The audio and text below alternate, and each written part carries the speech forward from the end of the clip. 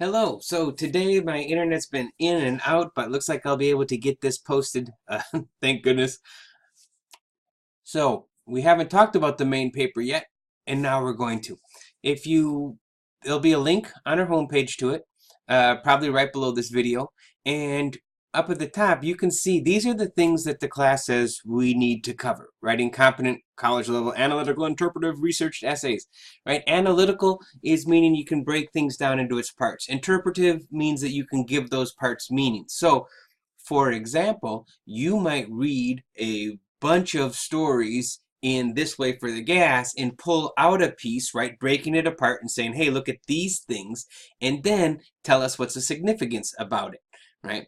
Demonstrating critical reading of text through writing. This is almost every post you've done. You've been reading The Righteous Mind, you've been reading This Way for the Gas, and then you've been saying, okay, here's what I've read, this is what I can do with it, or something like that. But that is a huge part of this class. That's why those posts are a big part of your grade. It's, it's the conversation part that if we were in a classroom you would have, but it is also you writing about other writing and working with it, right? Accurately and honestly using outside sources, right? Accurately and honestly using outside sources, right? That's why I wanted you to have a perspective. That's why the last video you saw me put in critiques of Warren Farrell, because we want to make sure that we're not just taking somebody else's ideas as, yep, that's gospel, no need to worry. Locating and evaluating outside sources, right? So that's what you've been doing, we'll be doing a lot more for the next 2 weeks. And then incorporating them, right? How do you take that quote? How do you take that idea, paraphrase it, put it in your own words, and put it into a paper? So that's what this class is supposed to be covering. I hope you feel like you've been getting this. Now I want you to show me in a bigger paper, right, that you can do all of this and use the feedback and experience of the last paper. Do that. So you're picking the topic. You started with 2 at the beginning of the semester. You pick the one that you want to go with, right? And if anybody had changed theirs from them, that is fine too. The biggest thing is you are picking a topic that you're interested in. Now, the academic catch will be this week when you're putting up your research question, I'll give you some feedback, right? Because there will be some application that I want you to do to help showcase that you can look at these, you can do some of these skills. So you are supposed to use multiple lenses. And if you think about, cameras used to be a good example back in the old days. So in this paper, I want you to use multiple lenses. And that made a lot more sense before people had cell phones and thought that's what a camera is. Well, you don't think it is. But back in the day, this is what a camera would look like. So when I would go out to take pictures of steam engines and dinosaurs, I would use different lenses to different effect. So if the dinosaur was far away and I wanted a close-up, I would use this lens. If the dinosaur was closer and about to eat me, I could use this lens. So the idea with lenses, right, is that you can change them, right? So this might be, right, critical race theory is this lens, right? This lens might be a feminist approach or a psychological approach or you name it, right? But one of the things college does is you can think each field as a lens. Oh, look, I'm going to be a historian. Boop, put on that lens. Oh, look, I'm going to be a dental hygienist. This is the way I'm going to look at teeth or whatever it might be. So when you're writing, I'm going to want to know that you're coming at your topic from more than just one angle. And here's the thing that for some of you will be very helpful and for some a little bit tough. Your job is not to convince us you're right or your side is right. So this is not a persuasive, right? Instead, I want you to show us just how complex your topic is, the different ways people can look at it, and how those views shape their perceptions of it and reality. For example, you just read The Righteous Mind, and he is talking about when you look at morality, Liberals typically look at these couple things. Conservatives look at these more things. And because they have different lenses, they look at a topic differently. They come to different solutions. So I have been talking to Brian about a paper idea he has, which is there was a really interesting case of in Alaska, dog sleds are becoming obsolete. There's a they need medicine. For those of you Disney fans, you probably already know this is where the movie Balto comes from. And when we've been talking about it, and he knows this, he's not just going to retell the story, right? Because I can just go grab a book, read it myself. When we've been talking, and you're all welcome to come to my office or set up Skype and talk about where you're going, we're talking about how there's a million different things to look at, and he gets to pick which things you want to look at. For example, it could be about these men whose jobs are really becoming obsolete, and so he might use this story to look at what happens to people when their job becomes obsolete. And that could be everything from the psychology of it, right? What happens when you and what you do and your skill set is just said, you know, that might be a part of it. What does society do? How does society treat people who no longer have a, yep, there's your label?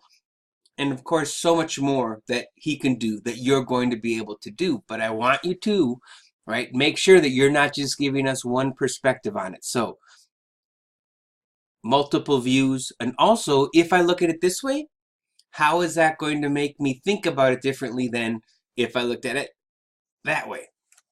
All right, now to the requirements. 2,000 words, so this is double what you did, plus or minus 10%, roughly 8 pages, but we don't worry about pages, just go with the words. Format is MLA style, and that's if you did APA last time and want to do that again, you're more than welcome to. Oh, here's a fun APA thing. I'm taking the adolescent psychology class, and we had to write a paper. I did okay. So we actually talked about the paper, had to bring it in, meet with the professor, and what she said is, and it's funny because she was an English major at first, and me too. And what she said about my paper is, yep, this is fine, but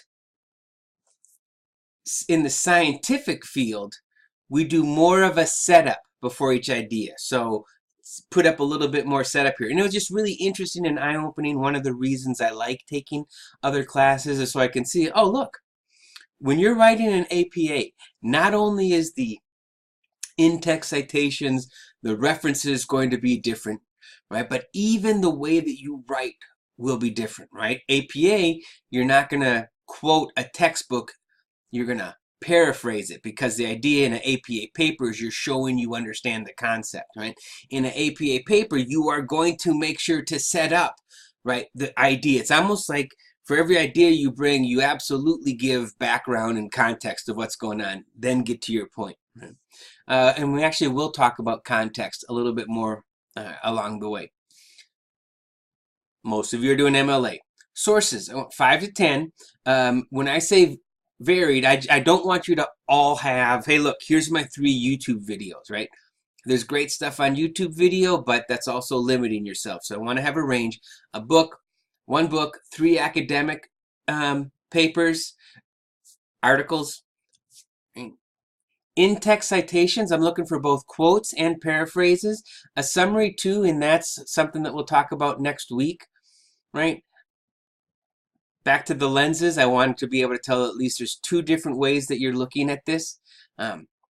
Comprehensive context, and this is going to be tied to a little bit to perspective, but when you are writing about something, I really want you to show you understand, and this goes to the complexity of what goes into it. So, for example, if you were going to be talking about abortion, there is really no way to talk about abortion big picture and do it well if you aren't commenting on or noting the political structure, right? Because typically if you're a Republican, you're going to be saying no. Typically if you're a Democrat, you're going to be saying yes, right? And you're not even going to call it abortion. You're going to call it your pro-choice, right? So the language is going to be different. And so to pretend that that's not going on or to ignore it, right, is going to miss out on the context. And then on the other thing is, right, and you want to get deeper into another lens of it, think about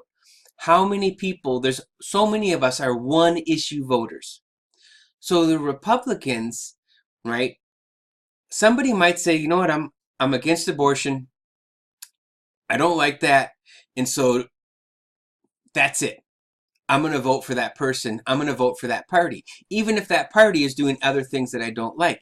Just like on the Democratic side, you might have somebody says, wow, I hate most of what the Democrats do, but they're pro-choice. That's important to me. And you can think about guns, etc. That there's some of those issues where people don't care, or if they care, it's at a lower level than everything else, right? So when we're talking about context, I want you to be thinking about what are all the things that go into it.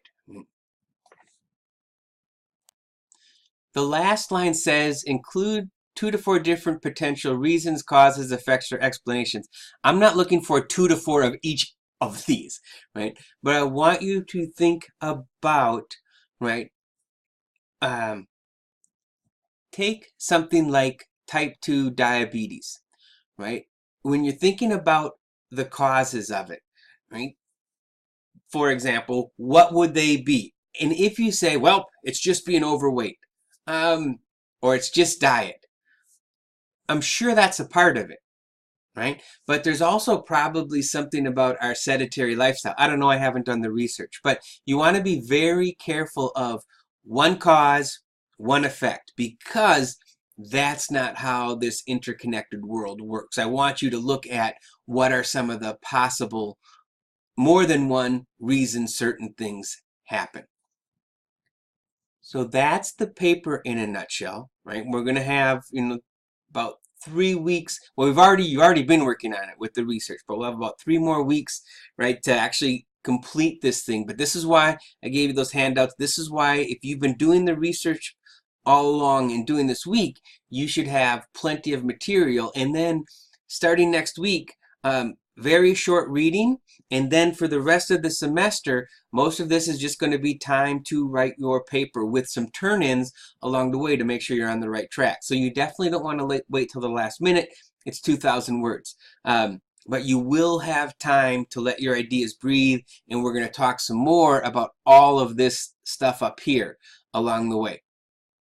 All right, I hope you're having a good week.